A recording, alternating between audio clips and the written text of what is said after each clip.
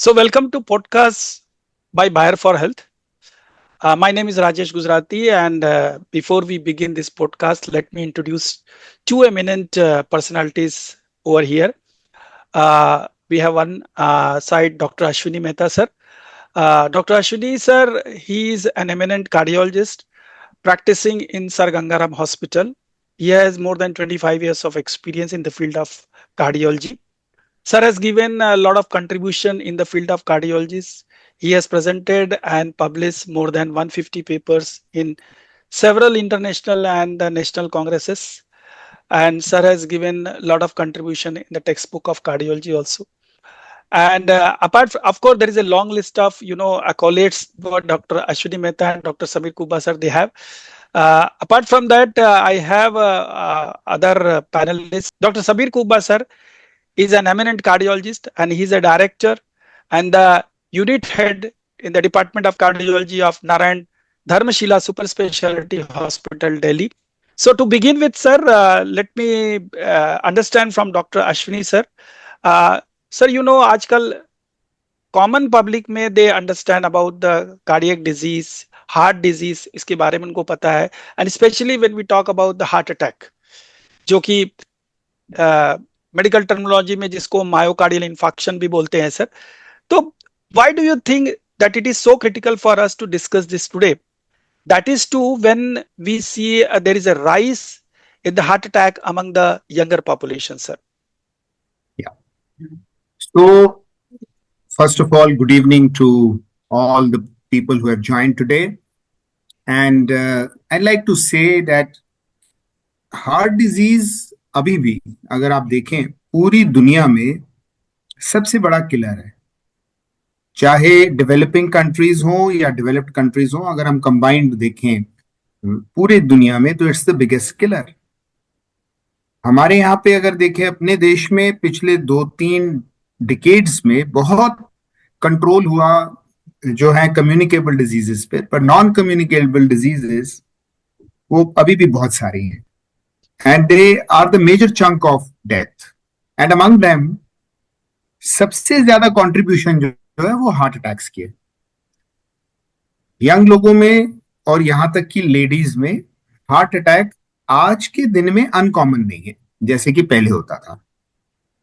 तो ये क्यों इंपॉर्टेंट है? इसके पीछे 2 मेन कारण है. एक, ये सबसे बड़ा कॉज है डेथ का हमारे देश में, और नंबर 2, जब भी किसी यंग आदमी की डेथ होती है तो सिर्फ उसकी डेथ नहीं होती, पूरे के पूरे परिवार के ऊपर एक बहुत बड़ा स्ट्रेस हो जाता है, एक बहुत बड़ी सोशो इकोनॉमिक प्रॉब्लम आ जाती है जो हमारे जैसे देश के लिए it's a very big challenge.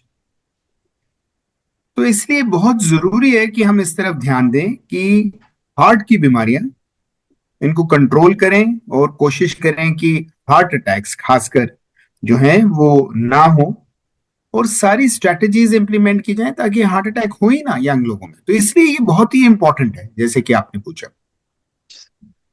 Thank you doctor Ashwini sir. So अगर हम बेसिक्स की बात करते हैं तो what exactly is the heart attack, doctor Sameer sir?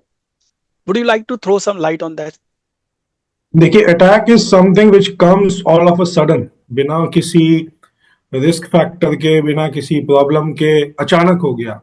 But actually अगर आप देखें तो वार्निंग साइंस होते हैं जो कि पता नहीं लगते. इसीलिए आज हम ये पॉडकास्ट भी कर रहे हैं और एजुकेशन बहुत इंपॉर्टेंट है.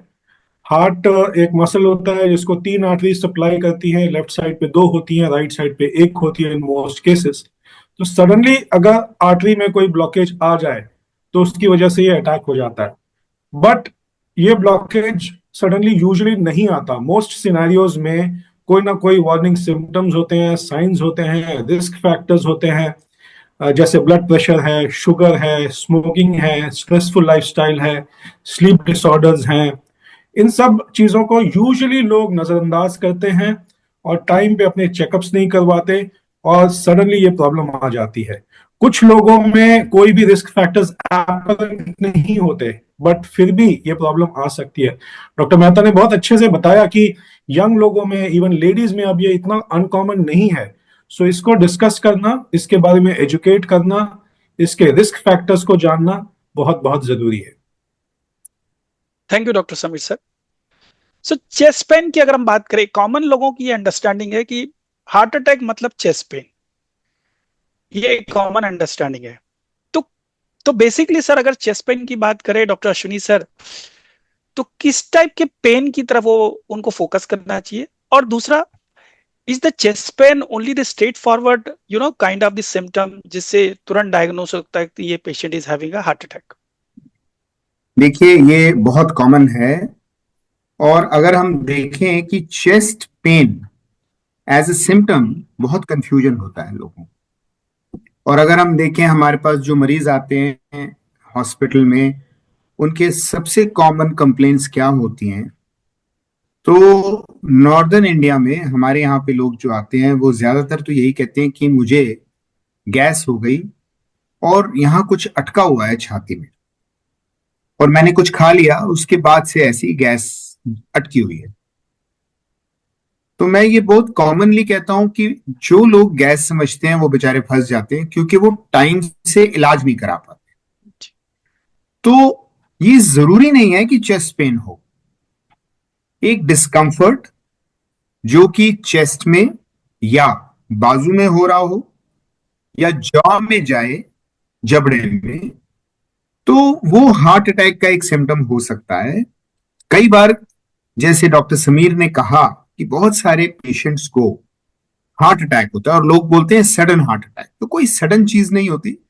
अगर आप बड़े ध्यान से ऐसे लोगों की आप हिस्ट्री लें, तो काफी लोगों में ये हिस्ट्री होती है कि जब वो एक्सरसाइज करते हैं, तेज चलते हैं, कोई भी इस तरह का कोई काम करते हैं, तो कोई ना कोई डिस्कंफर्ट होता है।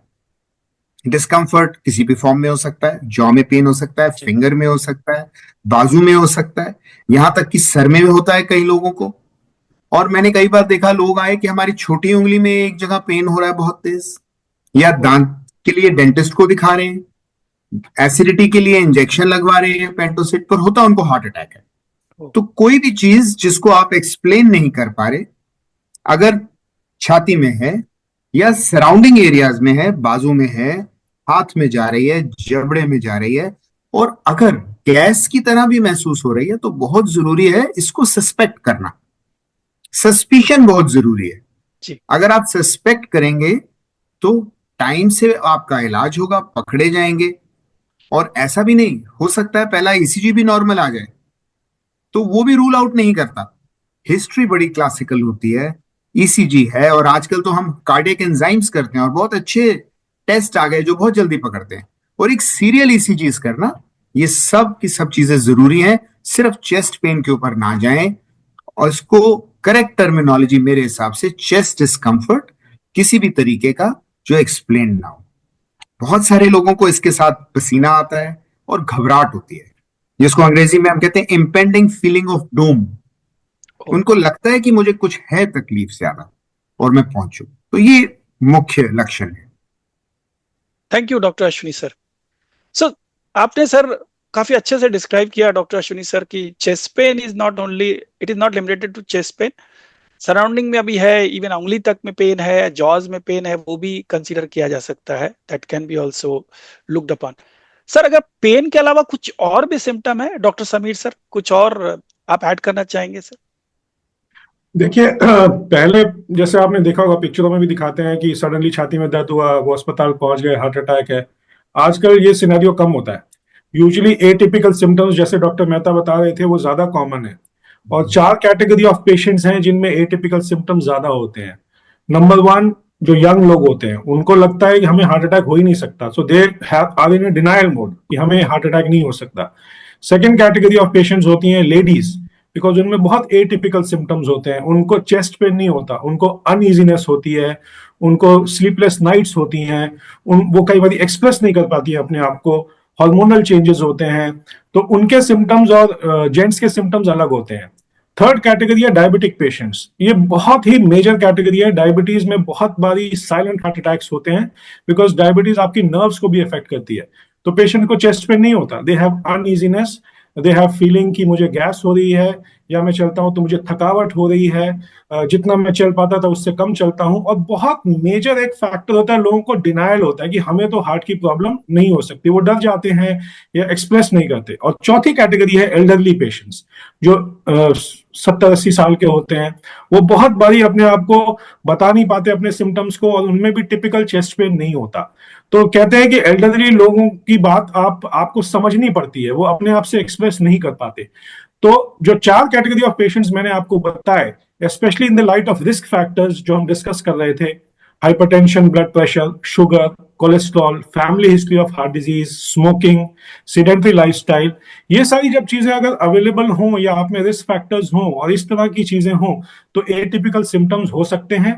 कहते हैं कि अम्बलाइकस, जो आपकी धुनी है, उसके ऊपर जो भी आपको चेस्ट पेन हो रहा है, डिस्कम्फर्ट हो रहा है, specially in the light of risk factors, उसको लाइटली नहीं लेना चाहिए। मैं ये नहीं कह रहा हूं कि हर एक पेन या हर एक सिम्टम हार्ट का ही होगा। अगर कोई 20-22 साल की लड़की है, उसको धड़कन हो रही है, उसके एग्जाम्स हैं, उसको चेस्ट में पेन हो रहा है, मोस्ट लाइकली ये एटिपिकल होगा और ये हार्ट अटैक नहीं होगा। But on the same side अगर आप देखें ऑपोजिट साइड की, 45 ईयर ओल्ड है, ओबीज हैं, डायबिटिक हैं, स्मोकर हैं, उनके फादर साहब को कुछ साल पहले हार्ट अटैक हुआ at the age of may be 55-60, so this is a high risk patient. So आपको अपनी रिस्क प्रोफाइल जानना जरूरी है, आपको अपने सिम्टम्स जानना जरूरी है, आपको ये पता होना चाहिए कि एटिपिकल सिम्टम्स क्या है। तो ये सब चीजें अगर हम नॉलेज दे पाए, तो जैसे डॉक्टर मेहता ने बताया कि यंग लोगों को होना ही नहीं चाहिए, they are the bread winners of our society, they should not have heart attacks. Right. So I think if you have lot of education, if you tell them, तो बहुत बारी इस चीज को हम यंग लोगों में रोक सकते हैं। Thank you so much sir. Sir अभी जैसे विमेन की बात हो रही थी, विमेन में थोड़ा सा अगर और डीप डाउन करने करें सर, तो डॉक्टर अश्विनी सर, जैसे विमेन्स के सिम्टम जो है जनरली कुछ फैक्टर बताया है डॉक्टर समीर सर ने। What would you like to add something कि वुमेन के केस में अगर हार्ट अटैक होता है तो जनरली ये या तो मिसडायग्नोज होता है या ओवरलुक्ड हो जाता है सर? देखिए, ऐसा है कि दोनों मेन और विमेन में हम्म, ओवरलुक होता है। और हमने ये देखा है कि हमारे देश में खासकर जो विमेन हैं उनको इतनी ज्यादा अपना एक्सप्रेशन जो है एग्जैक्ट वो एक क्लियर नहीं बता पाते। और जैसे डॉक्टर समीर ने एक बात बहुत अच्छी बताई कि जो भी इनको पेन नेवल के ऊपर हो रहा है या डिस्कम्फर्ट हो रहा है, चाहे कुछ भी हो, बहुत सारे लोग आते हैं कि बस फीलिंग अच्छी नहीं हो रही और थोड़ी घबराहट है और कोई चुभन है जो परसिस्ट कर रही है जी, काफी देर से। मैंने ऐसे भी लोग देखे कि सिर्फ सिर में दर्द हो रहा है। और ये जो ए टिपिकल प्रेजेंटेशन है, ये कुछ हद तक विमेन में हम ज्यादा देखते हैं। एक और आपको इंपॉर्टेंट बात बताना चाहूंगा जी, कि डॉक्टर समीर ने बताया क्लस्टरिंग ऑफ रिस्क फैक्टर्स जिनमें ज्यादा है, उनकी संभावना ज्यादा है। पहले हम ऐसा मानते थे कि विमेन बिफोर मेनोपॉज को हार्ट अटैक होने के चांसेस बहुत ही कम है या नेग्लिजिबल है। जी, अब भी हम मानते हैं कि डेफिनेटली जो हॉर्मोन्स हैं, ईस्ट्रोजन वगैरह, मेनोपॉज से पहले प्रोटेक्ट करते हैं, लेकिन ये जरूरी नहीं है। आप सिर्फ विमेन को, अगर ये सोच के कि विमेन को हार्ट अटैक नहीं हो सकता, आप बिल्कुल इस बात को सिरे से हटा दें, तो ये ठीक नहीं है। तो विमेन को भी इंपॉर्टेंस देनी चाहिए। उनके सिम्टम्स थोड़े ज्यादा एटिपिकल हो सकते हैं, और खासकर अगर मेनोपॉज हो गया तो सडनली आप देखते हैं incidence of heart attacks women में सडनली जंप करता है। इंटरेस्टिंगली देखा गया है कि मेनोपॉज से पहले incidence of heart attacks main से काफी कम होता है, पर जैसे मेनोपॉज हुआ एकदम से बढ़ गए।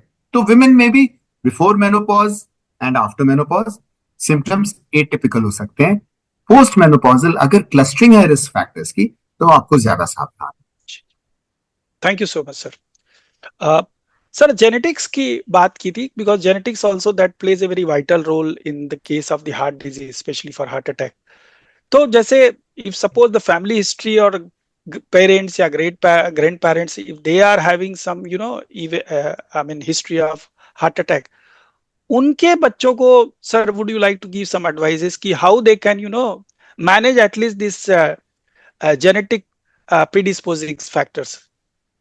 Doctor Sameer sir. I think पहले ये जानना जरूरी है कि प्री मैच्योर कॉर्निया डिजीज क्या होती है। अगर किसी के फादर साहब को 55 ईयर्स से पहले हार्ट अटैक हुआ, या मदर की साइड पे मदर को या आपके फर्स्ट डिग्री रिलेटिव को 65 ईयर्स से कम पे हार्ट अटैक हुआ, तो आपका रिस्क ऑटोमेटिकली बढ़ जाता है। अभी तक हम जो बातें कर रहे थे बहुत हद तक मॉडिफाइबल थी, डायबिटीज, हाइपरटेंशन, कोलेस्ट्रॉल, स्मोकिंग, ये सब चीजें फिर भी आप कंट्रोल कर सकते हो, बट फैमिली हिस्ट्री को आप कंट्रोल नहीं कर सकते। जैसे कई चीजें आपको विरासत में मिलती हैं, वैसे ही हार्ट डिजीज भी विरासत में मिलती है। कल ही मेरे पास एक पेशेंट आए जिनको 29 साल की एज पे मैंने एंजियोप्लास्टी करी थी, तो ही इज वेरी वरीड कि he is getting married and what will happen to his family and his children. तो एक ये बहुत कॉमन एक आई वुड से फियर भी होता है, और इंसान को लगता है कि मुझे हुआ है तो मेरे बच्चों को भी हो सकता है। तो ऑब्वियसली इन सिचुएशंस में आपको अपने रिस्क फैक्टर्स को कंट्रोल करना और भी ज्यादा इंपॉर्टेंट हो जाता है। और इनफैक्ट आपको अपने टेस्ट जो हैं, जो ब्लड के टेस्ट हैं, जो ईसीजी, इको वगैरह है, वो थोड़ा सा पहले करवाने चाहिए, और अपने बच्चों में भी हेल्दी लाइफस्टाइल को बचपन से ही मेरे ख्याल से इवॉल्व करना चाहिए। आजकल हमने देखा है कि हम कितनी भी बातें करें, बट हम खुद डॉक्टर्स भी बहुत हद तक अपने बच्चों को नहीं कंट्रोल कर पाते regarding the dietary and food habits. So it becomes very very important that this is taken care of in early childhood, because एक बार वो जो हैबिट्स बन जाती हैं डाइटरी पैटर्न्स और एक्सरसाइज की यंग एज में, वो कंटिन्यू करती हैं further on. So in patients को और एक्स्ट्रा कॉशियस होना है, और अपने बच्चों में भी हेल्दी हैबिट्स एस्टैब्लिश करनी है। और इनफैक्ट बहुत ये भी देखा गया है कि आपकी ईटिंग हैबिट्स और आपकी एक्सरसाइज हैबिट्स आपके स्पाउस से रिलेटेड होती हैं, आपकी अपनी वाइफ से या वाइफ की हस्बैंड से, ऑल्दो वो डिफरेंट फैमिलीज को बिलोंग करते हैं। तो वो भी एक इंपॉर्टेंट फैक्टर हो जाता है कि फैमिली हिस्ट्री तो है ही है, बट आपकी अपनी स्पाउस की तरफ से भी जो इंटरवेंशन है इंपॉर्टेंट हो जाती है, एनवायरमेंटल फैक्टर्स भी प्ले करते हैं। सो ये दोनों ही चीजें बहुत इंपॉर्टेंट है। I think early lifestyle interventions become very important. Scientifically हम देखें तो फैटी स्ट्रिक जो होती है, जो फैट की डिपोजिशन होती है आर्टरीज में, वो 3 या 4 साल से ही शुरू हो जाती है। बट अब हम यंग लोगों में इसलिए देखते हैं बिकॉज डाइटरी और एक्सरसाइज के जो फैक्टर्स हैं वो उतने अच्छे से फॉलो नहीं होते। बच्चों में, स्कूलों में भी इस चीज पे बहुत ज्यादा जोर नहीं दिया जाता, पढ़ाई पे ज्यादा जोर दिया जाता है, बट एक्सरसाइज पे, डाइट पे, लाइफस्टाइल पे, इन सब चीजों पे ख्याल कम दिया जाता है। तो I think we are all responsible and we should all look into these factors. Thank you doctor Sameer sir. Sir generally देखा गया है कोई भी इस तरह का पेशेंट डॉक्टर अश्विनी सर आपके पास या डॉक्टर समीर के पास या किसी भी फिजिशियन या कार्डियोलॉजिस्ट पे जाता है, सबसे पहले वो लिपिड टेस्ट बोलते हैं।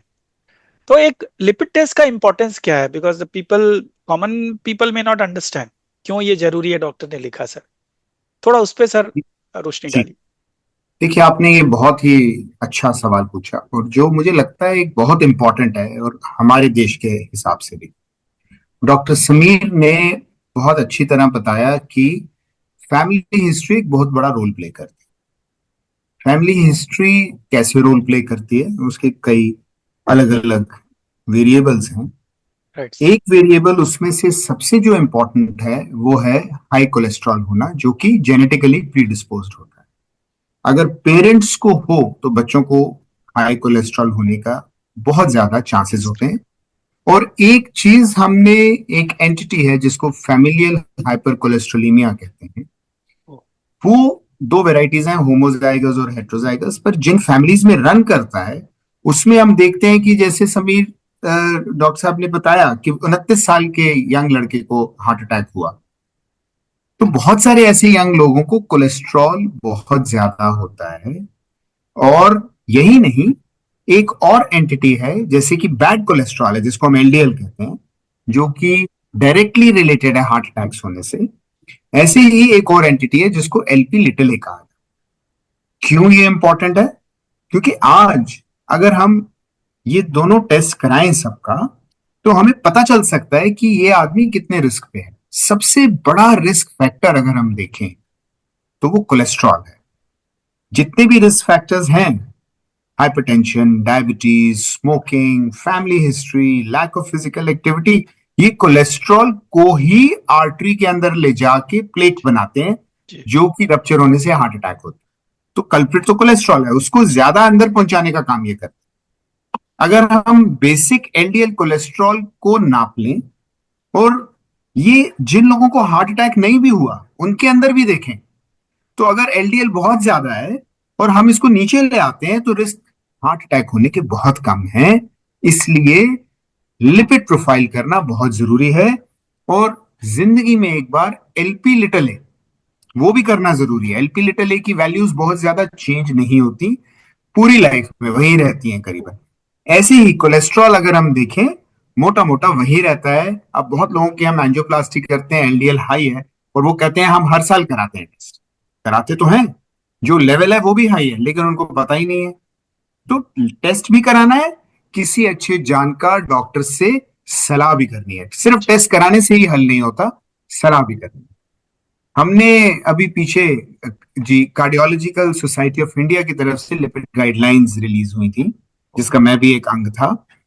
प्रपोज किया कि 18 साल की उम्र में सबका लिपिड प्रोफाइल होना चाहिए जब वो कॉलेज जाते हैं। क्यों? हम बहुत सारे लोगों को पकड़ सकते हैं जिनका कोलेस्ट्रॉल हाई है, और अगर हम उसको कंट्रोल कर लें तो हम काफी हार्ट अटैक्स रोक पाएंगे अर्ली स्टेज पे। जी। Thank you sir, thank you doctor Ashwini.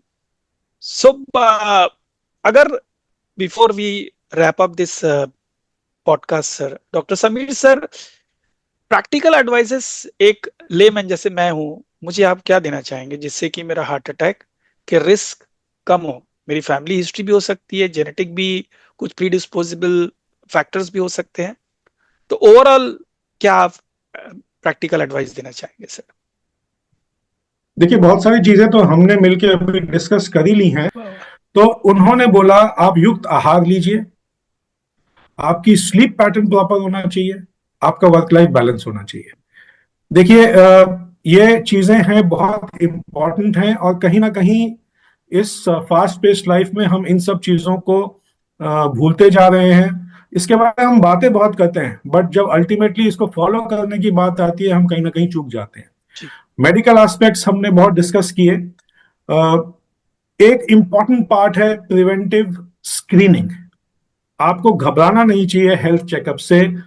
अगर आपकी हार्ट डिजीज जल्दी पिकअप हो जाती है, अगर आपकी कैंसर जल्दी पिकअप हो जाता है, तो आपके ट्रीटमेंट आजकल एडवांस्ड हैं, तो आप लंबा जी सकते हैं, हेल्दी लाइफ जी सकते हैं। तो अपने टेस्ट रेगुलरली करवाना जरूरी है, अपने रिस्क फैक्टर्स को जानना जरूरी है, और ये जो चीजें हैं इसको फॉलो करना जरूरी है। अगर हम ये सब चीजें भी कर लें तो बहुत हद तक हम इस डिजीज को कंट्रोल कर सकते हैं। Prevention always is better than cure. Nobody wants to get a heart attack. Nobody wants to go to the hospital. Nobody wants to land up in heart failure. So I think prevention बहुत जरूरी है, और usually ये बातें समझ late आती हैं जब आप बीमारी डेवलप हो चुकी होती है। 40 साल तक ना हमारी बॉडी कहीं ना कहीं हमारे को सपोर्ट करती है, बट उसके बियॉन्ड वो कुछ सिम्टम्स देने लगती है, कुछ साइंस देने लगती है, हम पहचानते नहीं है। तो अगर हम उन चीजों को पहचान ले, हम रेगुलरली लोगों को एजुकेट कर ले, खुद को एजुकेट कर ले, एक दूसरे से चीजें सीख लें, और एक दूसरे के हाथ में हाथ डाल के हम चले, तो मेरे ख्याल से हम काफी हद तक इस डिजीज को कंट्रोल कर सकते हैं। Thank you so much doctor Sameer sir. The last sir concluding remark doctor Ashwini Mehta sir और फिर डॉक्टर समीर कुबा सर, अगर आपकी तरफ से कुछ, स्पेशली अगर हम बात करते हैं आज डिजिटल एरा है, कुछ ऐसे एप्स होंगे या कुछ ऐसा डिजिटल यू नो कोई पोर्टल हो या जिसमें कि patient can raise their query and they can get the answer, ready made answer, something like that, ऐसा कुछ है सर क्या आपने?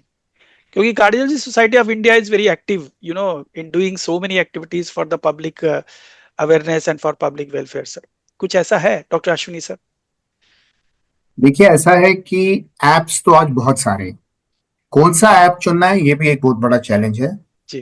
मैं ये कहना चाहूंगा कि जैसे डॉक्टर समीर ने कहा, अपने अभी उन्होंने बोला भी था कि ये हम स्कूलों में बच्चों को पढ़ाते नहीं, और एक और बात उन्होंने बहुत अच्छी कही कि हम अपना जो बच्चे हैं, अपने भी बच्चों को हम वैसा सिखाते नहीं। तो कहीं ना कहीं I would like to just give one suggestion: we must inculcate this in our day-to-day life, all the healthy lifestyle, which is the biggest thing. Whether we use apps or not, हम उसको use करें या ना करें वो एक अलग बात है। मैं ये कहना चाहूंगा कि एप्स के ऊपर बहुत ज्यादा निर्भर ना हो, अपनी हेल्थ की जिम्मेवारी खुद उठाएं, और जरूर एक किसी अच्छे डॉक्टर से जरूर मिलें और एक बार अपना एवेल्युएशन जरूर कराएं। अगर ये हो जाएगा तो बहुत अच्छा है। Thank you doctor Ashwini sir. Doctor Sameer sir, last कुछ take away from your side? हमें फॉलो करना है, एक दूसरे को सपोर्ट करना है। जी, thank you so much, Dr. Ashwini Mehta sir, Dr. Samir Kumar sir, for taking out your time out of your busy schedule. Thank you so much. I think I also, as a person, I got a lot of insights actually from this discussion. Thank you so much. And we stay connected and we'll do many more such podcasts with different heart diseases in coming time, sir. Thank you so much. Thank Bye. You. धन्यवाद। Bye-bye. नमस्कार। दर्शकों, आशा करते हैं ये आज का podcast आपको पसंद आएगा। हमारी आपसे रिक्वेस्ट है कि आप हमारा फेसबुक, इंस्टाग्राम और यूट्यूब का जो चैनल है उसको लाइक कीजिए, सब्सक्राइब कीजिए और शेयर कीजिए। Thank you so much.